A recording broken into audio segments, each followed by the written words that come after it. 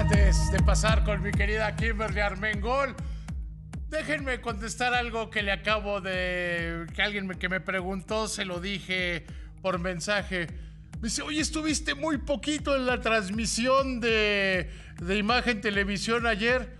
Sí, pero soy Ana Viniateri, Justin Tucker. O si prefiere un ejemplo de béisbol, Mariano Rivera. Yo entro a definir los partidos. Ahora sí, querida Kim, ¿cómo estás? Buenas noches. Hola David, buenas noches, qué gusto saludarte. Hoy, después de una jornada histórica, la que se vivió ayer, unas elecciones sumamente importantes, las más grandes hasta este momento en el país, pero también con los resultados pues, más sorprendentes, ¿no? Por supuesto, se hizo historia al tener la primera mujer presidenta, pero que gana con el doble que la otra contrincante. Eso es bien importante, el margen, que bueno, todo esto ya se ha hablado en este y en muchos otros espacios. Yo quisiera ocupar estos minutos para hacer una reflexión importante y que son este tema de las cámaras de eco, los algoritmos. Parece que las personas estamos ya funcionando pues en todo un sentido de cámaras de eco, porque si oyes hoy a cierto sector de la ciudadanía, encontramos cosas como la siguiente. Yo estuve formado horas en mi casilla, hablé con las personas que estaban ahí esperando y todos estaban en contra de Morena. Resultado, estas elecciones estuvieron amañadas. ¿Por qué? Porque creemos que el universo es ese pequeño grupito de gente que nos rodea, ese pequeño vistazo que nosotros tenemos del mundo, y esto no nos permite generar un pensamiento mucho más crítico, mucho más político, de entender que existen otras realidades que probablemente no las entendamos y no estemos de acuerdo, pero que ahí están. Otro ejemplo de esto es cuando se hablaba de la marea rosa. Tú y yo lo comentamos, esta marea rosa, esa protesta que se dio primero en defensa del INE y que luego sirvió como acto de campaña para Xóchitl Gálvez. La gente decía, la gente organizadora, somos más de 1 millón de personas. Suponiendo, sin conceder, que efectivamente hayan sido 1 millón de personas, si pensábamos en términos numéricos, eso no significa nada frente al padrón electoral. Pero para muchos significaba que efectivamente todo el país estaba harto de las políticas actuales y que iba a haber un cambio. ¿Por qué? Porque para ellos 1 millón de personas representaba a todo el país. ¿Cuál es la gravedad de este tipo de situaciones? Y volvemos al concepto de cámaras de eco. ¿Qué es? Es el extremismo político. Eso es lo que es bien complicado. ¿Por qué? Porque nos hace creer que el resto del país piensa como pensamos nosotros o nuestro minúsculo grupo con el que convivimos. Evidentemente, la gente con la que convivimos tiene concordancias en nuestra manera de pensar.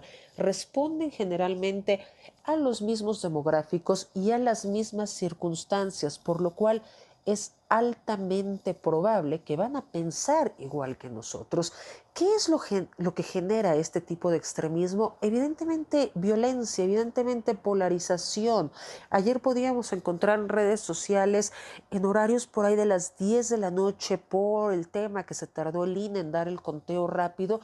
Eran bastante los periodistas y opinólogos que comenzaban ya con la teoría del complot, de qué es lo que está sucediendo, esto se ve muy raro, esta tardanza no es adecuada, no hemos visto esta situación desde 2006, efectivamente.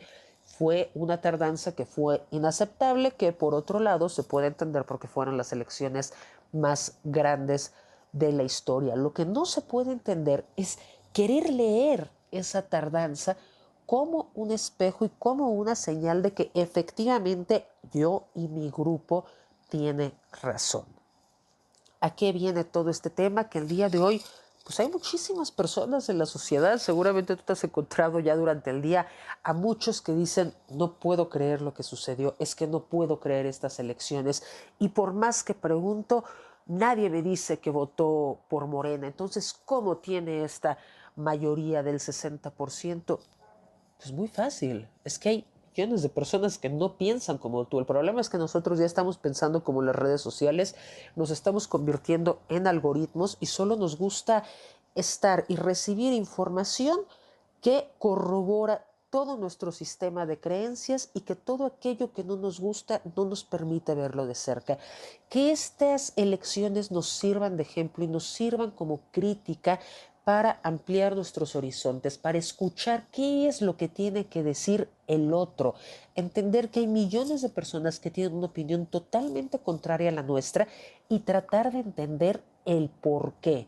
No vivir encerrados en estas cámaras de eco que lo único que fomentan es la polarización del país, la violencia y sobre todo tener una perspectiva muy pequeñita de lo que es la realidad. Esto pone de muestra que hay millones de personas que piensan distinto que nosotros y que habría que asomarnos para ver por qué están pensando de esa manera. Ahí les dejamos la reflexión, David. Bien importante ponernos a analizar este tema de qué son las cámaras de eco y cómo nuestra mente comienza a funcionar como si fuera un algoritmo de las redes sociales. Por otra parte, qué bueno que ya pasó este ejercicio democrático y qué bueno que hubo tanta voluntad política del electorado en acudir a las urnas. Muchas gracias, nos escuchamos el jueves de Rompecabezas Electoral, pero de Estados Unidos. Muy buenas noches y esto también fue Análisis Superior.